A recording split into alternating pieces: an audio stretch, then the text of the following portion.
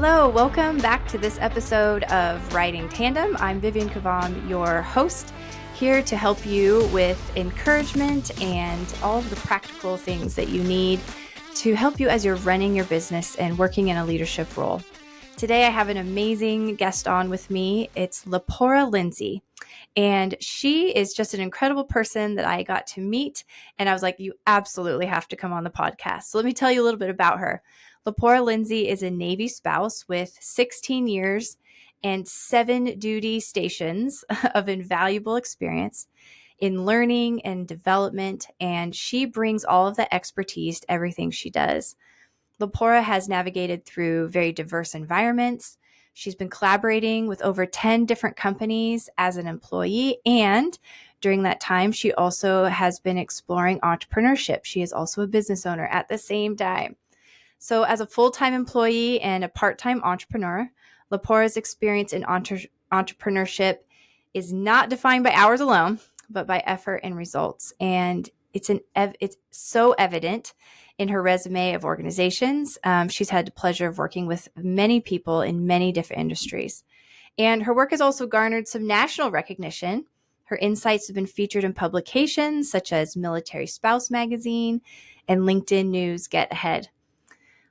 LaPora's commitment to growth also flows over to her education with 2 degrees from the University of West Florida and several certifications, including an emotional intelligence trainer, certified workforce development professional, and life skills coaching certification. And we're going to talk in this episode all about what she does and how can be some really great applications that you can take today and use within your business and personal life, and how you might want to engage with LaPora in the future. She also has authored a book. It's called Bottom of the Food Chain, and it's a groundbreaking exploration of organizational dynamics. And I have been listening to this. There's a lot of really great personal applications here. The work sheds light on the significance of every role in building a thriving company, in evaluating what our self-worth is here and now and in the moment. And it really cements her status as a trailblazer in the world of professional development. I also want to make a little note here. In this conversation, I mentioned her book a couple times and I got the subtitle wrong. And so, for correction's sake, her book is called Bottom of the Food Chain, A Fresh Perspective on How Your Career Impact Goes Beyond Your Job Title. And so, little correction note there as you are listening through the episode, I did mess up her subtitle, and my apologies there. So I'm so excited to dive in on this. There's so much gold. There's lots of laughter, some really good advice that you can apply in your business right away today. And let's go ahead and just dive in.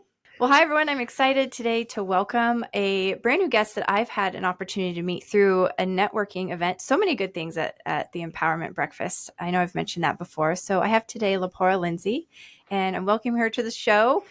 I'm going to give you all kinds of time to expand and explain who you are and what you do, but just a couple quick things. So she is a Navy spouse.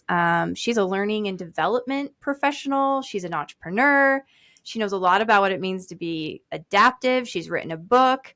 I'm going to abbreviate this because we heard a little bit of your bio just before jumping in here, but there are so many great things that you've done. And I enjoyed our conversation, said you have to come on and talk with all of us. So thank you for being here. Well, thank you so much for having me, Vivian. I'm really excited to be here. Yeah. I know one of the things that's really neat is you've been featured in a couple of things. I think it was Military Spouse Magazine. Did I get that correct? Yep. And some LinkedIn News Get Ahead, I think was that one there. I'm doing great. Yeah, you're doing wonderful. And you've authored a book. Yeah. So we're going to jump into your whole story and history and that, but you must like to write. Do you enjoy writing? I do. I journal a lot just because my mind is constantly on and constantly running. And so just being able to write out my thoughts, I have found to be extremely helpful. Yeah. So that's awesome. Well, I'm excited because we're going to dive into all kinds of things about one of the things I started listening to your book. I haven't had a chance to finish it the whole way through, but I'm enjoying what I'm reading or listening to so far. and just about how you talk about creating value in your life, personal value, creating value in any role that you're in. I know you're also a facilitator and you help people through facilitation workshops, something that we do too. So I would love to connect on that. And then you're also, this I think is a really neat perspective that you bring, is that you are both employed and self-employed simultaneously. Yes. So there's a lot that we can get into here. Yeah. But such a unique perspective. I think sometimes people get the idea with entrepreneurship that it's like an all or nothing. Right. So I am curious, tell us a little bit about your history and your story and what's brought you to this duality or dual role of I'm my own boss and I also have a boss. So what's that look like? Oh gosh, it looks like so many things. Lots of tired days for sure, and it's not for lack of trying to gain rest, but it's just the nature of it. So how it came about initially was, I'll try to make this short because it is a pretty long background story, but we were moving in from Maryland to New Jersey because my husband's active duty Navy. We got to a point where I had to resign from my position, and I was like, okay, this is nothing new for me. This is something that I've dealt with before. What is something that I can do which can keep me active and going? And that's when I decided to open up start my business. And this is actually the second business that I decided to start. As I was just getting that off the ground, my husband were in the conversations about possible retirement. And so I was like, okay, well, the business isn't there yet. So let's, I didn't want to leave it completely. Yeah. And so I went and got a job. Luckily, it was a remote job, learning and development manager, something that complements the work that I do as a facilitator and as an author. And long story short, he did not retire. That is how we ended up in Omaha. And it's for me, keeping it has been a matter of utilizing the things that I share with people in workshops. It's the very same things that I do daily. So when I provide strategies on how to implement yourself and to grow your network and to show your value in the workplace, this isn't something that I applied 10 years ago. This is something that I do every day and that I share with my colleagues. And it's been something that's extremely helpful. And so I found that they work very well together in that sense. And so until I'm able to, grow and with my business, it's definitely something that I'm going to hold on to provide that financial stability. Yeah. Isn't it interesting how life goes? You think, oh, we're retiring, my husband, and I'm not, and now we're moving. And especially being in military, you've moved quite a bit, is my understanding. Yeah, 7 times. Yeah. What does that look like as you mentioned your job now is remote. So you've been able to move with that the past number of moves. But what about your other business, like starting a business and moving? Yeah. What does that look like? Oh, it is filled with so many different challenges, which I'm sure a lot of these challenges, honestly, Vivian, aren't different from anyone else who builds a business and they stay in one spot, because the primary challenge that I have found is building my network. Yes. So whether you are building a network from almost scratch, if you're trying to build locally and it's new to you, or you have already been established in one particular place, it's really getting people to know who I am, getting people to know what I represent, but also getting to know other people and figuring out, what is the potential there for collaboration or honestly, even friendships even. So yeah, that restart again. So LaPora, for everyone to understand a bit more, what is it that you do? What is kind of the core of your offerings and how you help guide people both in, your W-2 job and in your own boss job? Well, that's a great question. Vivian, if I had to summarize, I would say both learning and development role, and then what I do as a workshop facilitator and a speaker. I would say that they both fall under organizational development, and they both fall under advocating for value over title. So with that organizational development piece, it is about, hey, what learning opportunities are present, not just training, but learning opportunities are present in order to move the organization forward. to where each individual is able to understand the part that they play in order to meet the team's goals, the team's visions, to be able to create that. And the value over title also supports that. So whether you are in a leadership position or official, I should say official leadership position or not, because everyone can be a leader, what actions are you taking that are beneficial to those who you are around? A lot of times we talk about self-worth and self-esteem, which is great. I always believe we always have self-worth.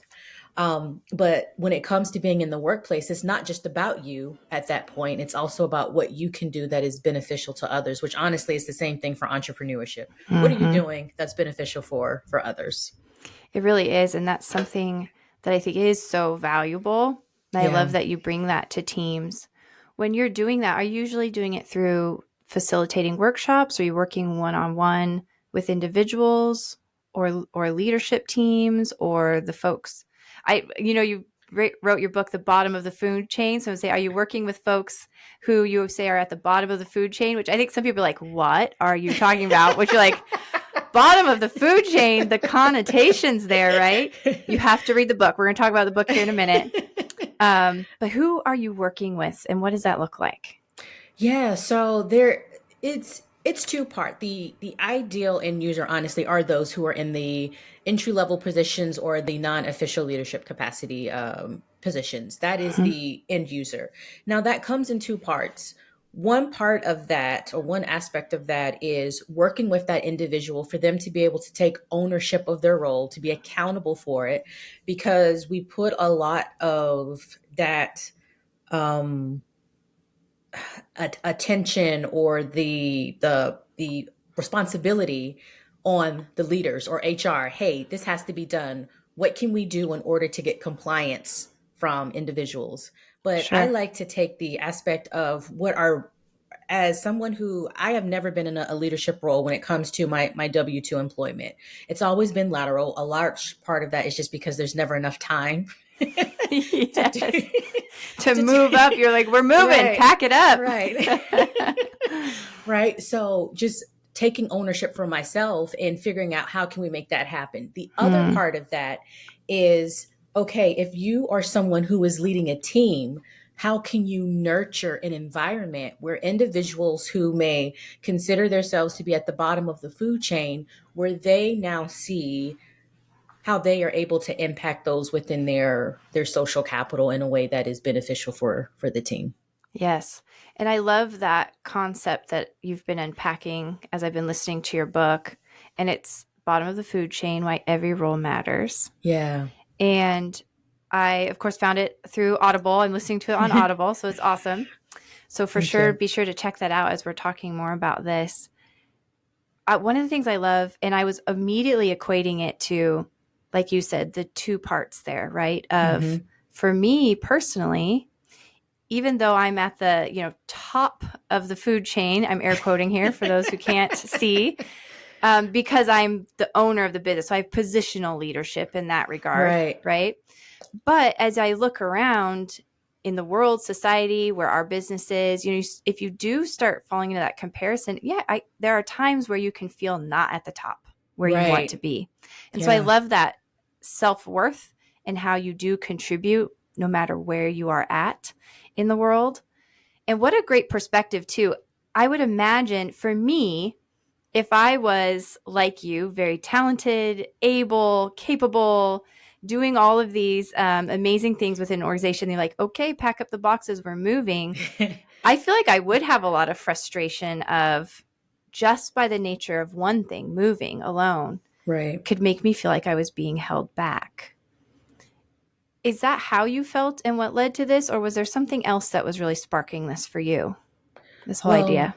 That's a great question, Vivian. And I get asked that question a lot, not exactly that way, but as far as, what was the turning point or what was the situation or experience that happened that created that book? And I don't have one particular moment. It really is a buildup. Part of that is, as you have already, I feel like, alluded to, with the consistently every job, having those conversations with myself of feeling like, okay, I'm not getting promoted. Some of it was due to time, and it wasn't even time in the industry. It was time at the company. Mm-hmm. I heard from colleagues. I heard from former colleagues, former supervisors, as far as, well, you're only going to be here a few months. So you're probably not the best candidate for this promotion that you're getting into because so and so is going to be here a little bit longer. I've heard from other people that, why are you even applying for that position if you know you're not going to be here? So it was almost like I was walking around with this invisible but very Right. visible target on my head. Yeah. And the amazing part about it is that other individuals would work at a company 2 to 3 years and they would be out the door. But because they weren't tied to being a military spouse, Yeah. they didn't have that visible but invisible target. Right. Um, It's like you're walking around with a t-shirt that says, "We're moving." yeah. May I have this position? We're moving. And everybody moves on at some point. For sure they do. I think that was foundational for sure. That was definitely foundational. But I think it was some other things as well, like having conversations with other military spouses and people who weren't even military spouses. As you mentioned, sometimes even in being in leadership position roles, sometimes we can still feel like we're at the bottom of the food chain. But in chapter 3, that's where I kind of go into like the different ecosystems, because it can definitely shift where you feel like at one point you're at the bottom, but at some point you can feel like you're at the top. But that has a lot to do with other things that I won't get into now. But Yes. yeah. Yes, for sure. As you think about this and the impact that it has on organizations, what do you see as you help people and guide people through these ideas and help them have an understanding of their value for themselves personally, as well as how to value and nurture those who are, maybe within their organization? What is some of the value that you're seeing as that rolls out? Well, I would say what I am seeing is what's the word? Oh gosh. The seeking isn't the word, but I'm just going to say it because that's the word that's coming to mind. It's seeking relationships or establishing relationships. And here's why I say that. A lot of times when we look at the challenges in the workplace, it goes straight towards it being a technical problem. And yes, so often, right? I think you already know where I'm going with this, right? Like we see it as being like it's a technical problem, but when you start asking questions, when you start building relationships, when you start getting to know people and you start understanding what their challenges are, and you understand the awareness piece of understanding your skills, and then creating, essentially, not necessarily acting on it immediately, but creating a gap between the skills that you offer and the challenges that they have, you start to realize that the reason why you've identified that is because of the relationships. Mm-hmm. And that is how we're able to come to those solutions. And so when it comes to, what I'm seeing in the workplace is that after I'm doing these workshops, people are like, okay, I need to start talking with other people. I need to start having these conversations with other people, with myself, but also with others, so that I can start getting a lot of these things into motion. Yeah, that's huge. And I think we chatted about this a bit when we met for coffee, but yeah, one of the workshops that we offer is like an employee feedback session. And we did one with a restaurant and we called it What's Effed Up. And of course it was geared towards the audience. If you've ever worked in restaurant industry, there's like the back of house, the front of house, and there's a culture to a restaurant. Have you worked in a restaurant? No, it's better for everyone that I don't. Yeah, I have before for 4 or 5 years, and there is a culture there, as in any business industry. Yeah. But there can be tension between what they call the front of the house. So the front of house would be like the serving staff, the bartenders, hostess, the people you see when you come in for a meal. And then there's what they call the back of house. So it's like the kitchen staff, the bussers, food prep, etc., dishwashers. They're on the same team with the same end goal, right, of getting great food on a plate to the people. But they can often feel like they're unheard.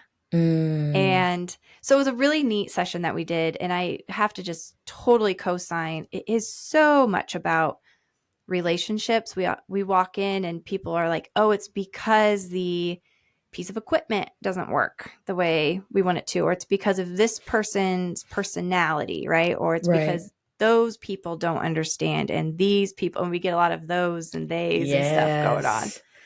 And it's really neat to see people come together and establish the relationship piece, and all of a sudden problems start to be solved. Yeah. What I love about what the work you're doing that I think is different and a layer that we haven't necessarily brought in with such a strong tie is just the really feeling value in your position, whatever it is. Yeah. It's so essential because I think for so long, and this isn't necessarily for any one particular person, I think this is just society as a whole, where, we've been taught to value positions in a certain way. I think about, actually, I was just having a conversation with someone earlier today about unconscious biases and the things that we may or may not realize that we have an issue that we take issue with. Sure. And it could very well be us. Yes. As for me, I found that, I had bias against, a couple different things that was related to me. And I was like, oh wow. So how does this then affect how I come forth in the workplace? So I think that that's part of it. And I think the other part as well is the finding ways in order to figure out how we can bring it forward. So in a way, we kind of can hinder our own selves back. Like there are workplace silos, right? Where it's sometimes they're workplace created where, someone will work here, here, here, here, and we're feeling like we're not getting that across.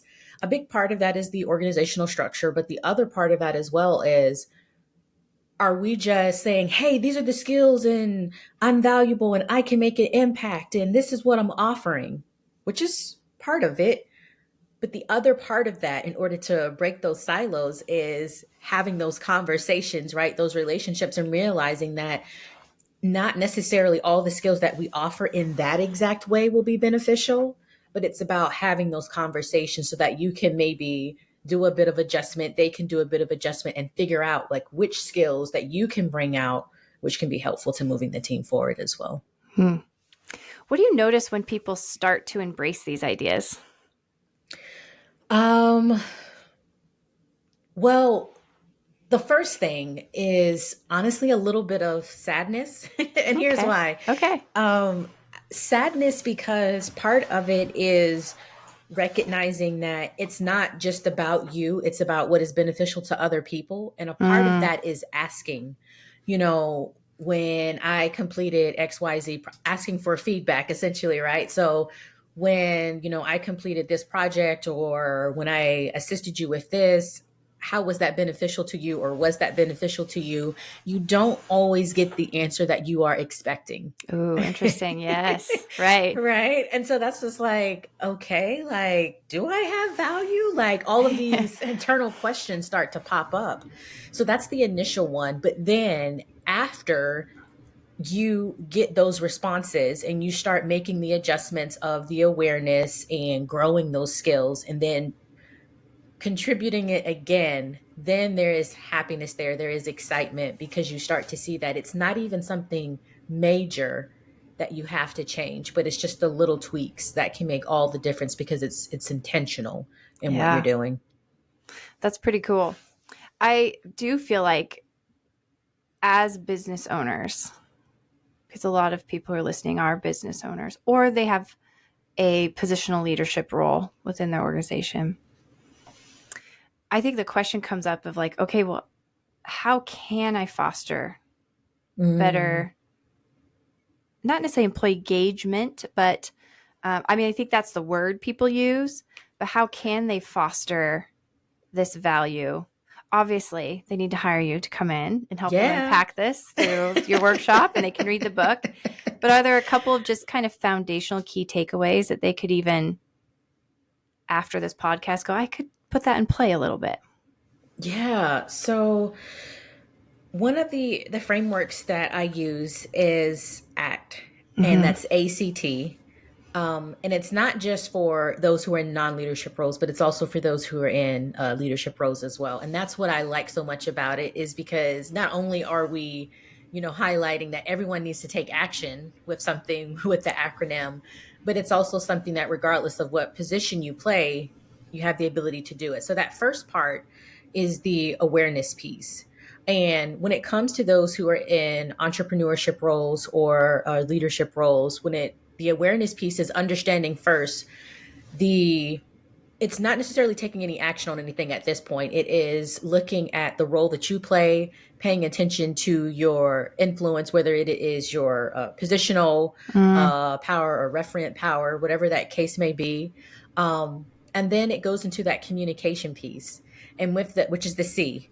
And that communication piece is not just about the monologue, right? Us doing all the talking, but it's also the listening. So one part with that is being able to do check-ins, not necessarily just formal, but also informal as well, trying to gauge how people that you work with, how they work most effectively, um, and being able to communicate clearly what it is that is needed for the visions or the missions of the team. And then that transparency piece is that T. And for this one, I guess if I had to sum it up, number one, it takes awareness and communication working together in order to get to that transparency piece. So they kind of serve as that vehicle to get there. But that one is more so about contextually what can I share that as a leader the team needs to know that will help them to do their job better.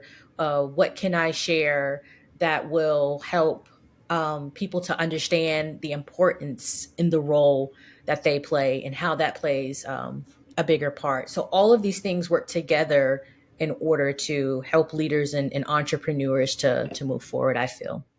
I love that. And the awareness piece, I love how you talk about even just being aware of yourself. I think there can be a lot of emphasis put on, being sure to know your team, being sure to take time for them, all of which are valuable Right. and good things to do. But I have to say, one of the things I have realized is I had to sort of do my own scan of myself Mm-hmm. and realize, like you were saying, I have biases. And one of them was, I look on it now and I go, how small, and it seems silly now, but it wasn't. It's huge and it's not silly. We did the 17 hats personalities, Mm. and it just gives you a lot of insight. It kind of uses the Myers-Briggs and some other, and mashes it together, makes it very easy to understand. Well, I'm a thinker is where I have a T instead of an F, thinker and feeler. Those are the two interchangeables there. It does not mean I don't have feelings. I most certainly have feelings. Sometimes people are like, what? No, I feel.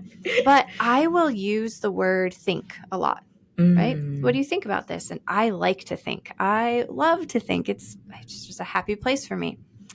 And I started realizing that about myself. And then there's feelers in the world, like my husband is a feeler.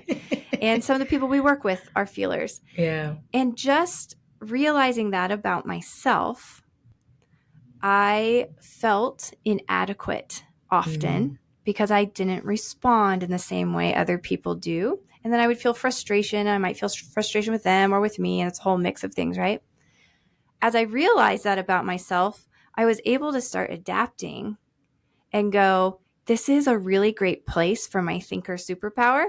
And Mm-hmm. this is a really great place for me to be aware of myself and drop even the word think out of my vocabulary and use the word feel Mm. and stop for a That's minute and good. say, how am I feeling? How are they feeling? Which is not natural for me to do. Yeah.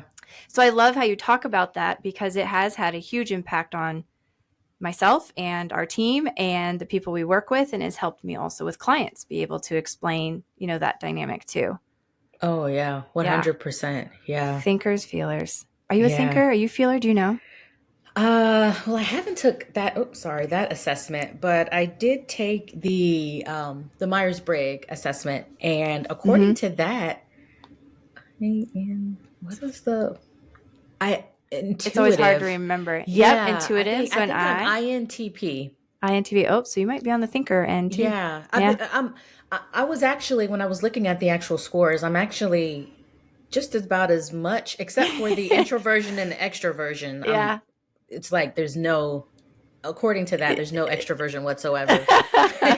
But everything else was pretty midline, but Yeah. just leaning over A little. towards the INTP side. So yeah, and I think part of that is with me being someone who I like to observe. Part of that is Mm. just because as I constantly move, I don't like to come into new environments, start making changes. I like to see what's going on. The other part of that is I'm an empath, so I do sense a lot of different things. Hmm. And so when I sense it, there's so much information that I'm trying to catalog and process before I move forward. So yeah, it's a little Yeah. bit of both in that way. As we always are. That is the thing with assessments. Like I definitely am one of the people who love them, but then also like, but we don't live in boxes. We Right. can move.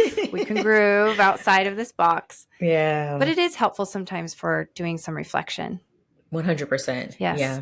I love that framework. So it's the ACT framework, ACT. Is that something you unpack with people throughout your workshops or is this, Yeah. yeah. Yeah, definitely. It's and I think too, I mean too, like it's a big basis of it, like when I go into detail, comes from the emotional intelligence aspect.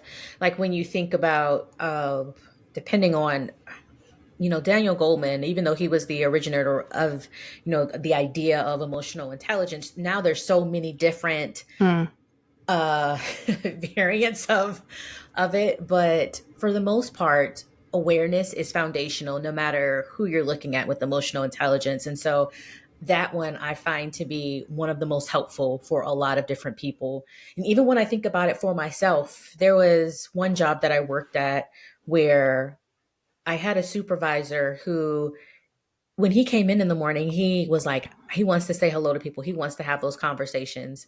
I was very much the person of, I got work to do. Mm. And so I would come into his Hmm. office and I'd be like, hey, I'll just call him Tony. I'd be like, hey, Tony, I got this project. And he's like, whoa, whoa, whoa. Can we just, can we have a greeting, like a hello?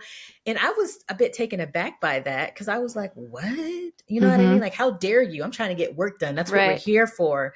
But had to do a self-awareness check and recognizing that honestly, that's not necessarily a bad thing. And so now when as an entrepreneur, I make a very intentional effort to work with connecting with people, to work on building relationships with people, because I recognize that everything can't just be about work. Everything can't Hmm. just be about getting the job done if you don't build those relationships. And so I would say that that has been one of the foundational aspects of me in my business, was learning that. Yeah, let's talk about that a little bit too. Because I remember as we chatted at coffee and you brought up a little bit here, you've moved often and had to Yeah.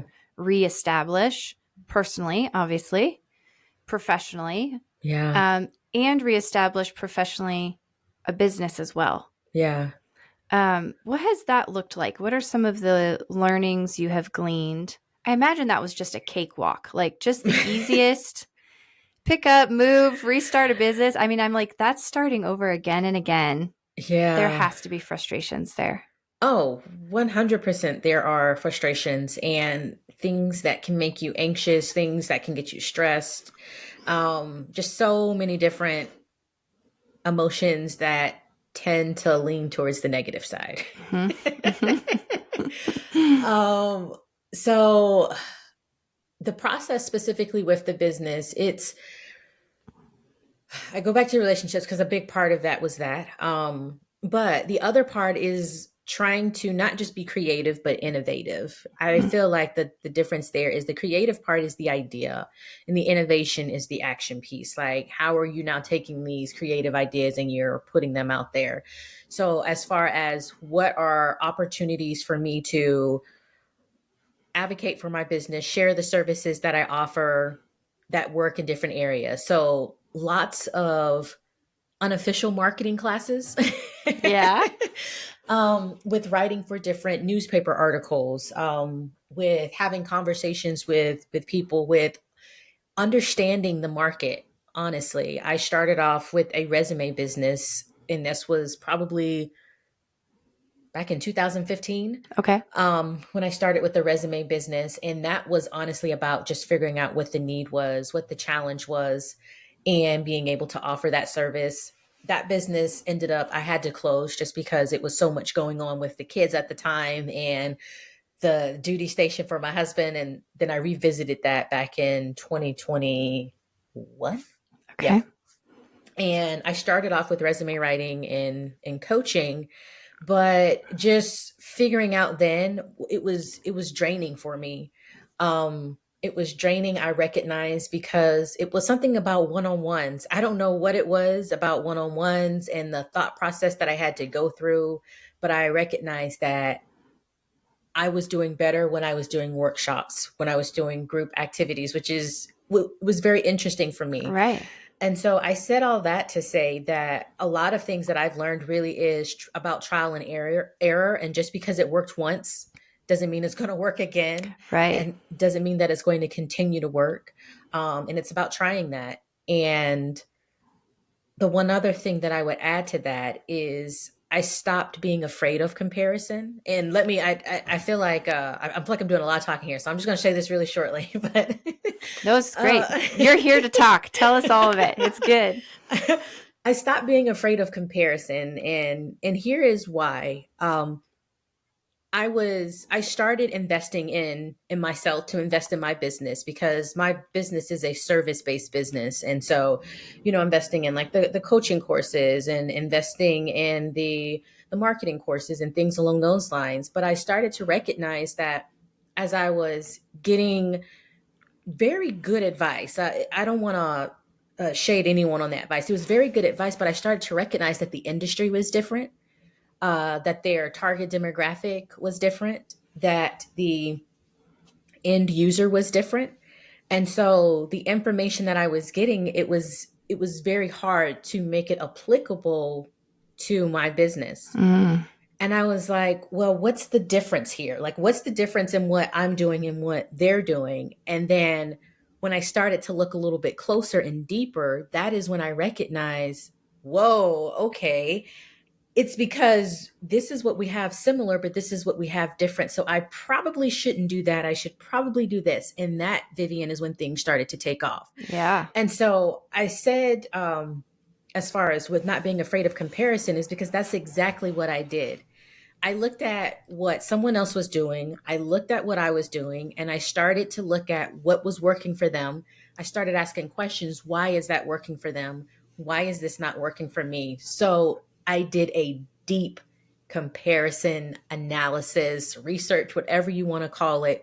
And that was how I determined what I should do next. And so that's why I say we shouldn't be afraid of it. We got to learn how to use it properly, but I don't think we need to be afraid of it.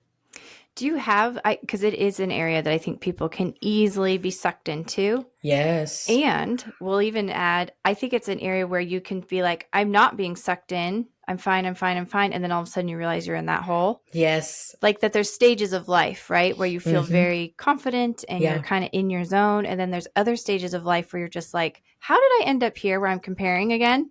Yeah. What are some of the things that you discovered going through that journey that helped keep you from just spiraling down?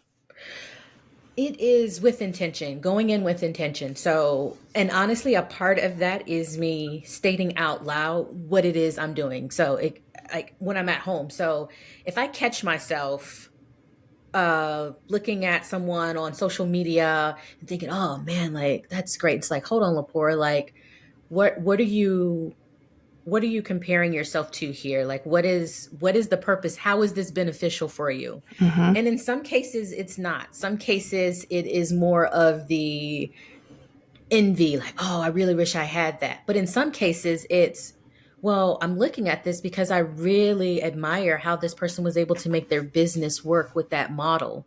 And I'm really curious and wanting to learn more. So it comes with intention, but it also comes with awareness and asking yourself the question, what am I comparing myself to? Why am I comparing myself to this person or to this business? And can this potentially, and will exploring further, will that help me? And if you're not getting a yes to those questions, then move on. Right. Right. Scroll Move by. on. Yeah. Scroll by. But if there's something that can benefit you there, then explore it a little bit further to see, how you could potentially grow from it or grow with it. I love that asking. It's kind of like asking the third question, which I think doesn't get brought up a whole lot. I really like that you brought that up of, okay, is there a benefit to the feelings that I'm having versus just merely trying to strong arm myself away? Yeah. I think a lot of people do that. We mute the feelings. It's like, nope, Yes. turn it down. And it's like, wait a minute. What if there is something positive that could come from this? And I mean, we're talking about, as being business owners, right? When we think about the things that we buy in stores, when we think about the commercials that we see, they didn't just come up with that out of nowhere. They looked at their competitors. They held conversations. They did surveys. They did feedback. They did all of these different things in order to get to that point. And what has been the most helpful for me, not only having a mentor, right? Not only having a support group, but it's also like when I feel this initial, when I see something, it's like, okay, but why? Like, why? That has been really helpful, and it has allowed me to grow because now I've started being more focused with how I do it, and I don't allow myself to get out of control with it. So if I'm like, well, this isn't, I'm just going to the envious, because there's nothing wrong with. I'm just gonna we're all envy at some point. Oh, And for then sure. if that happens, I'm just like, okay, all right, you feel that, whatever. Like, let's move on. Let's do something else and try to grow. I do love that. Because again, and you said it perfectly, like you hit the mute button on your feelings. And I think that can get over glorified a little bit too of, hey, don't compare yourself. You don't need to. You have value, you have worth. Okay. And I think people do get confused with like, yeah, so where's the off button on that? Because like I'm hearing you here. Yeah. And I'm seeing the memes and I'm reading the self-affirmations and I'm high-fiving myself in the mirror right now. But where is the off button? Because my emotions are still there and turned on. Yeah. And then we can become numb. And gosh, as I'm thinking about this now, I'm like, and what potential does that hold us back from? Whew. Do we just kind of stay at this status quo of like, I'm not feeling anything, so I'm cool, I'm good, I'm not comparing myself, I'm doing great, As I slowly keep comparing. But I'm not. Like, I'm coming down. And I love how you've taken that. And in a way, it's almost, you didn't say these words, but it makes me think of just like growing up for me, we would talk about healthy competition. Playing sports and things, even as a kid, or it is okay to compete and want to do really well or to expand your abilities. And that does mean you have to look around and see what's out there and what's possible, but maybe more on being the inspired by it. Yeah. Yeah. Ooh, I like this. This is good. Yeah, please, yeah. This is good stuff. When you think about that, what we were just talking about, how can we as business owners, if we're starting to learn and master those things, how can we help the people around us to do the same? Do you think there's some tools we can use? I know you talked about ACT. Is that kind of the groundwork to be doing there? Or I guess I'm trying to think, I'm very like, okay, let's practically unpack this. Are we like all going to get in a circle and talk about this? Like, how do we make this happen? What are you referring to, like the comparison piece? Yeah. Like how to make that happen in a healthy way? In a healthy way within our team. Like, hey, we are going to actually compare ourselves. Yeah. Right now, we're going to do it as a team. Yeah. And that's the thing. I think starting out, because it is so new, and I say new because I've brought this up to a couple of people and they're just like, you're like, listen up, I got it. Because it's the not so secret. The thing is, we've done it all along. We just don't call it comparison. We call it research. We call it, research and development. We call it doing an analysis. But what we're doing is comparing. Right. And so I think that if we're using the word comparison, which I think comparison is just a regular word, it's not bad or good, it is what it is. I think, yes, we call it out and we say, hey, we're going to look at, meeting our goals for quarter, what are we in? Let's say quarter two. Q2 or whatever. Yeah. Yeah. Where are we? I Right. don't know. I feel like in quarter I three at this point. know. So who is our competition? What are these people doing that is beneficial, right? Or that's that business aspect. But I want to go back to that relationship aspect as well. So what are companies doing that are comparable in size, that are comparable in structure? What are they doing to gain employee engagement? Mm. How can we implement some of those things? Is it possible to implement some of those things in our spot? What would that look like if we were to implement that? So I think that starting those conversations and letting people see the benefit first. Like, we want to get to a point where we are happy about this company, happy about this business, where we're advocating for it. We see these other companies that are doing something which inspires us, right? Mm-hmm. What can we do to get to not where they are, because we don't want to be them, Right. but we're inspired by where they are. So how can we get to a similar spot? And is it even possible for us to get to a similar spot? Good question, right? Yeah. And sometimes, do we want to get to the similar spot? Yes. Yeah. And that's the thing. It brings up so many questions. I feel that allowing it evokes curiosity. Yes. I was thinking like dreaming, like you're dreaming and yeah. 100%. And that's what I feel like we need in order to grow, especially when we're talking about building relationships and we're talking about, as business owners, setting ourselves apart and setting ourselves up for success. We got to be curious, not just about what we're doing, but like what's working, what's not working. Right. And are we willing to make those changes to do what's working, or do we want to keep doing what we're doing and let the times roll and change as it always does, because evolution happens. Yes. Yeah, it is. It is always changing. Like, you might be sitting still, but things are still going by. I have that conversation with our kiddos. They're 4 and 9. So the concept of time to the 9-year-old is pretty solid. He good. tells time and he can think ahead, and he really likes dates on the couch. A 4-year-old is like, 10 minutes? Is that a long time? And I'm like, well, it depends on what we're doing, Yeah. 5 minutes could be very long. 10 minutes could be long. If it's watching your favorite show, it's not very long at all. Oh, yeah. Not enough time. I'm like, no, it's a real long time, But time is continuing, Yeah.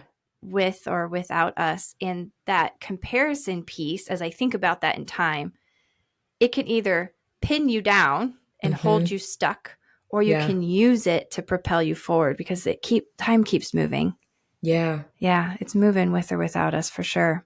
Yeah, 100%. This is really fun too, as I think about, we've talked a lot with some guests previously. So if folks have listened to some of the episodes leading up to this one, just about being in pitch competitions, joining, an accelerator, or growing a business from where you were to where you are now. And one of the things that so often it comes up is there is this idea of it has to look a certain way to have been successful. And I think that's a lot of what your work is around, and what you have researched and what you help people with in your book is, hey, look at where you're at right now and the huge value that you're bringing to whatever ecosystem you're in.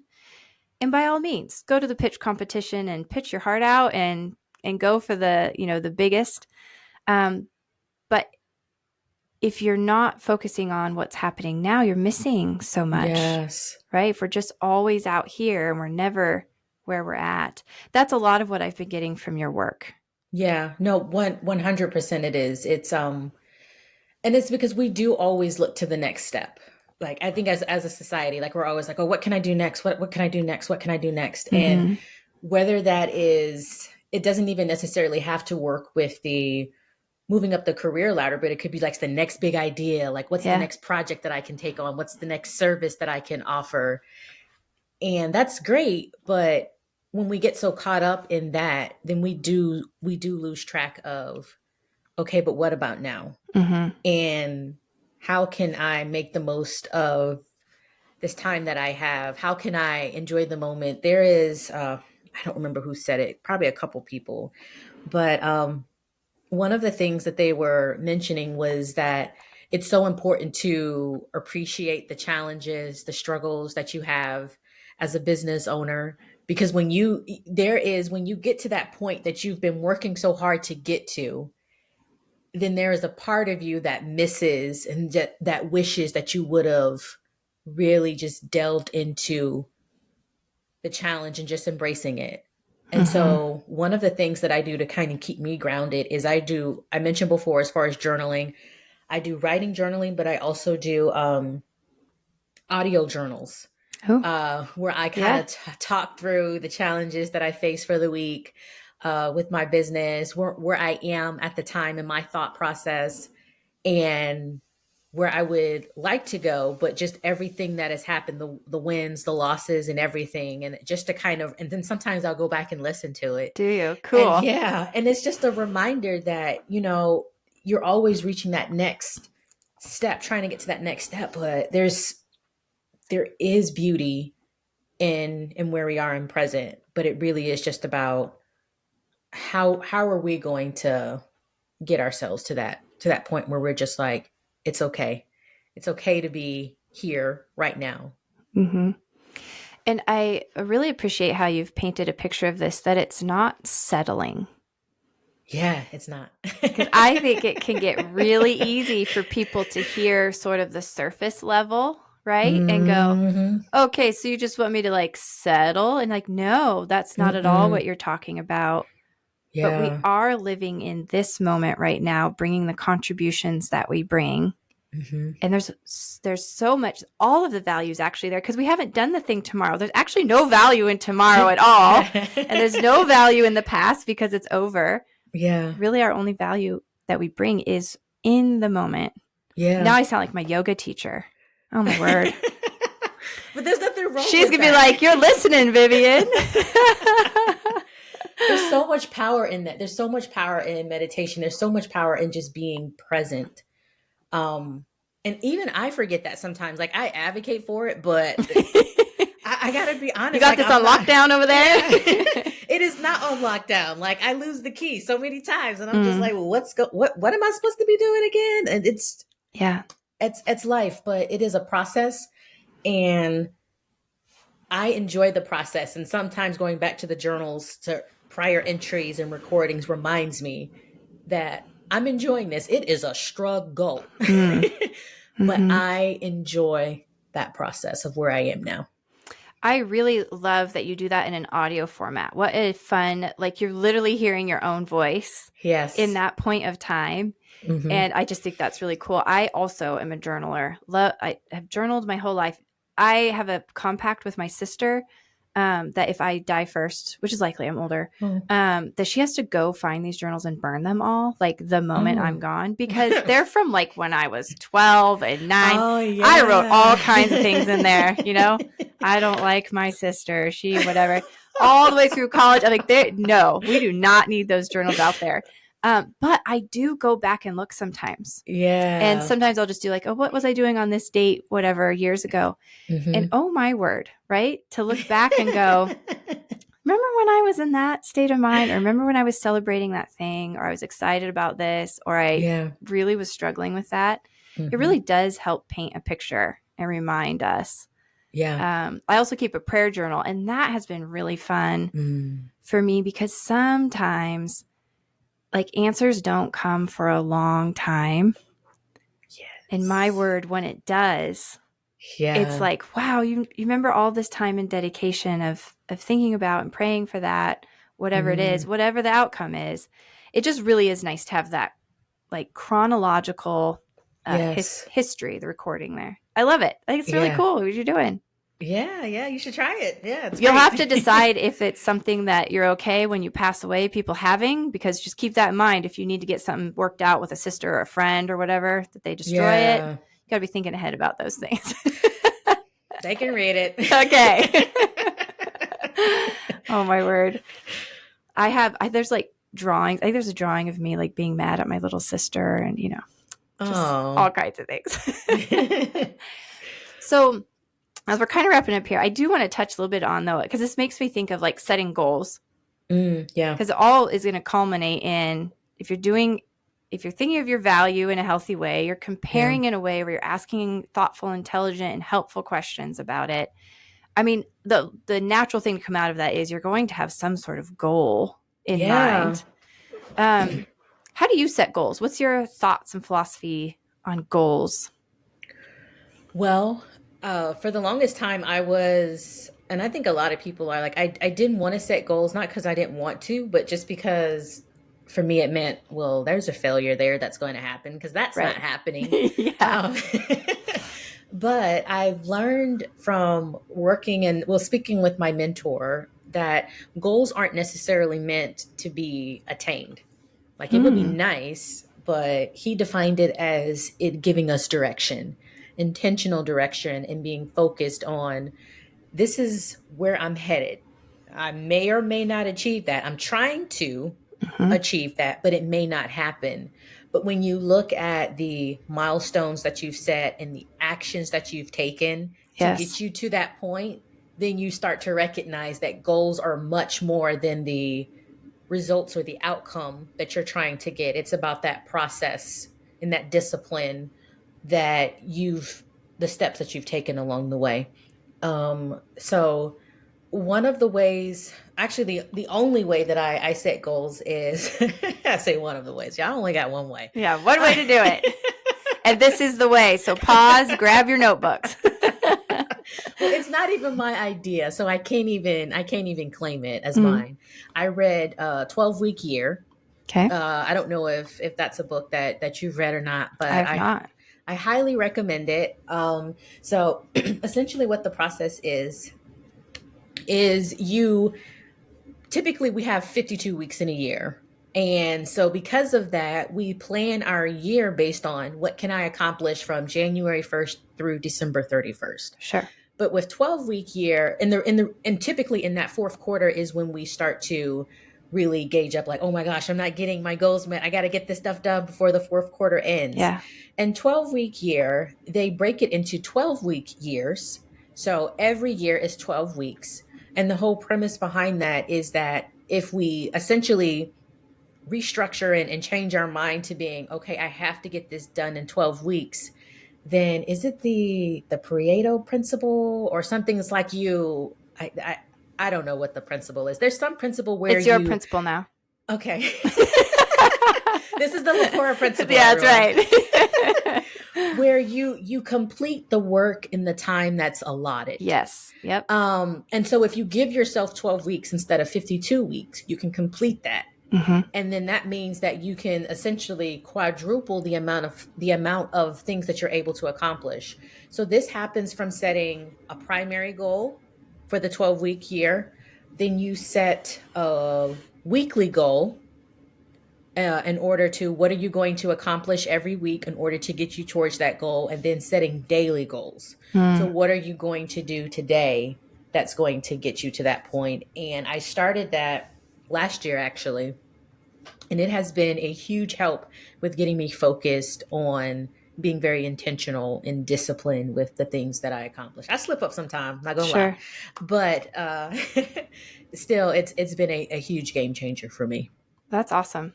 I do love that. We use a similar model, and where we call them 90-day rocks, which comes from the Entrepreneur Operating System.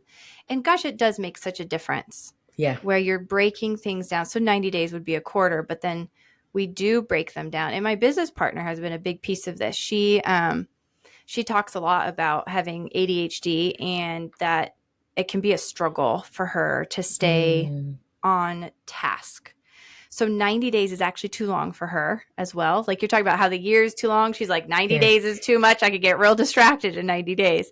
So she also breaks it down into like monthly, weekly. And I love that idea of taking all the way to daily. What is it going to take to trickle into making this happen? Yeah. And that's really cool.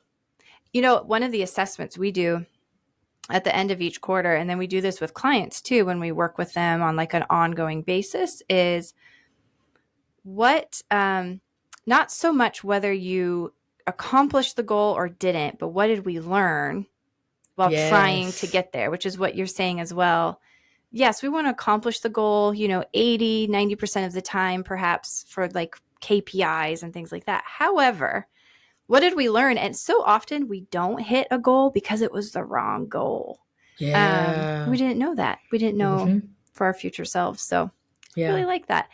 When you're doing that too, I imagine you can really shift if you need. If you're starting to notice, you're like, whoa, as I'm doing this daily or weekly, I'm realizing this goal is a little off. That would make it much easier to shift and refine that if it's needed. So I love that.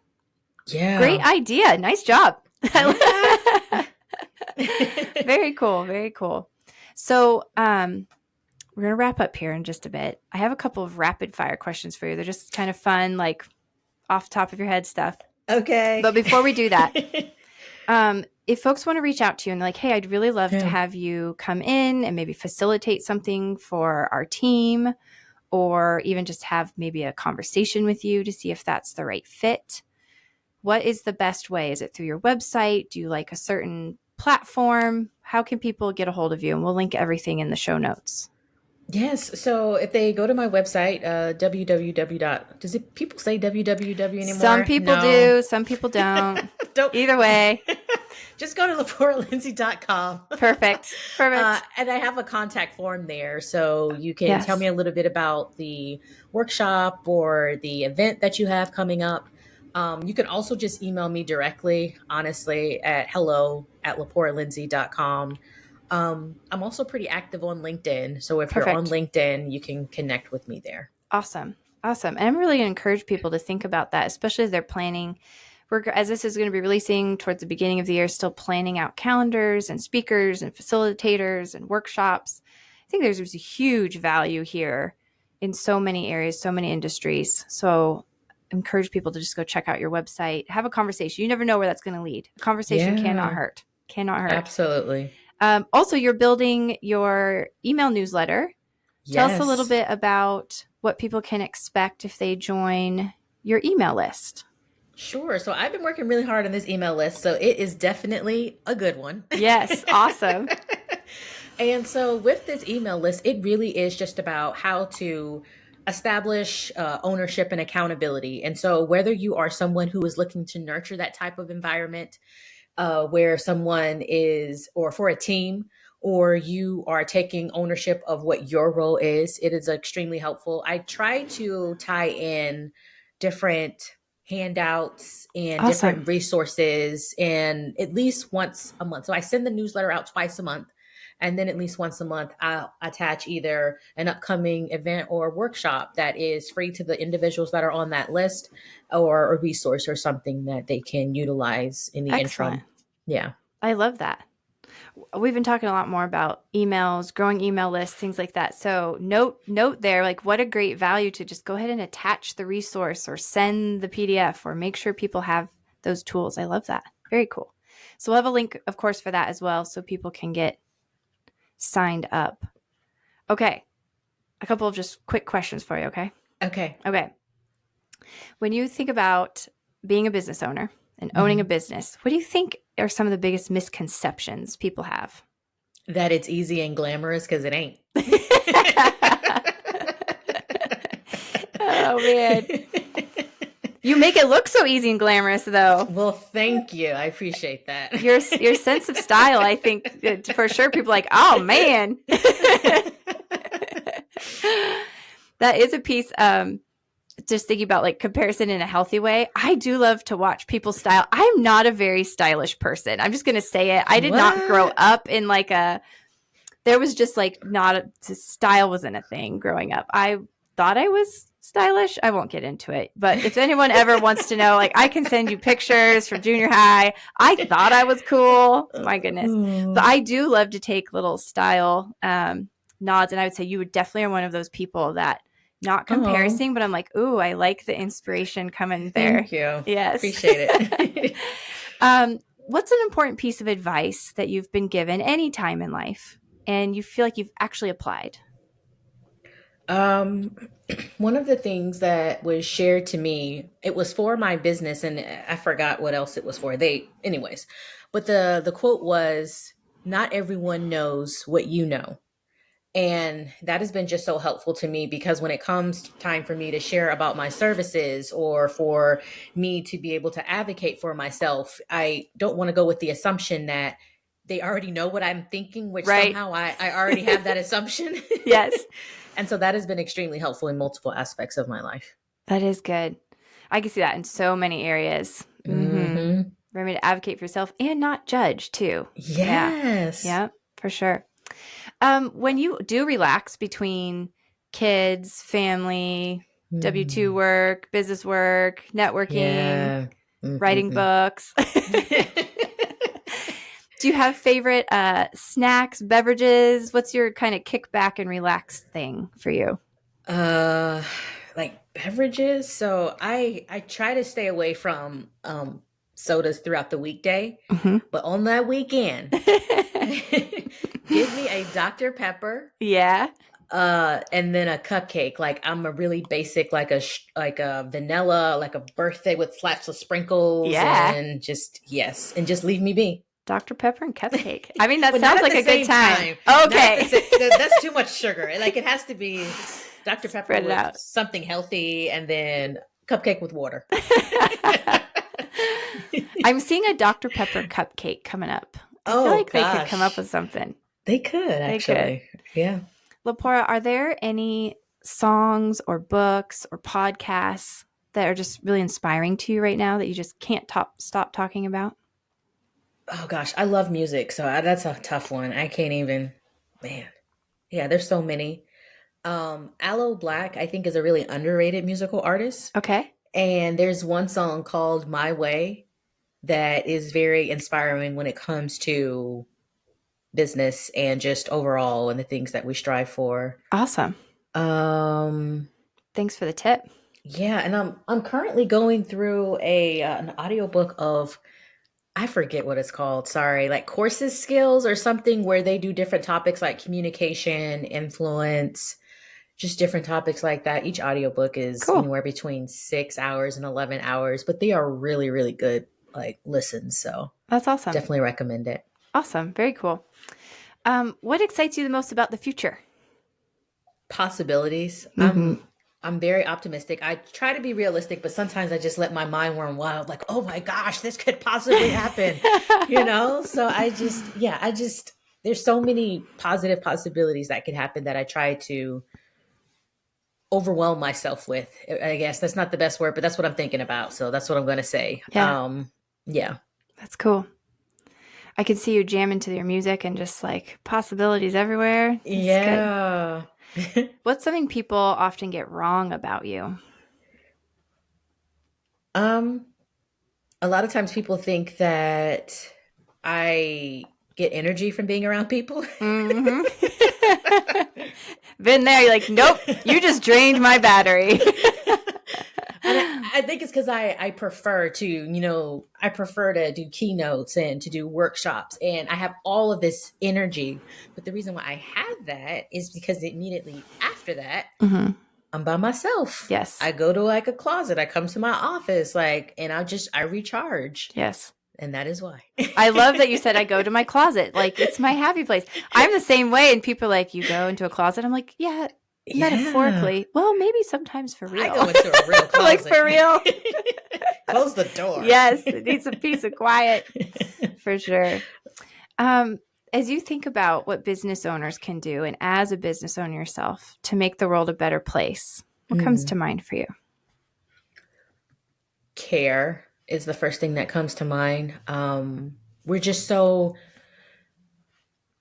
we all have lives. We're all busy. We all have things to do. But I think that if we can just care a little bit about others, I think it'll make a world of a difference. There's a story I'd like to share, but I know we're short on time, so I won't share it. But just know that caring is, you just never know what other people are going through. So it's important to care.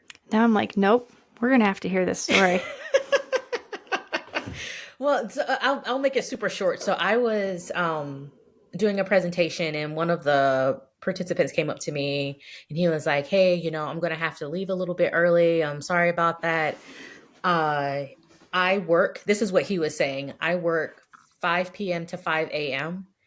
When I get home, I sleep for a couple of hours, but then I have to take my wife to work. After I get back, I have to sleep for another hour, and then I have to pick my kid up from school around 3 o'clock. And then I was just like, wow. So a lot of times when I present and I see people either for whatever reason they leave early or they may be distracted, I assume that it's me, and I'm like, y'all are just terrible participants. Right, like this could possibly be, but people have lives.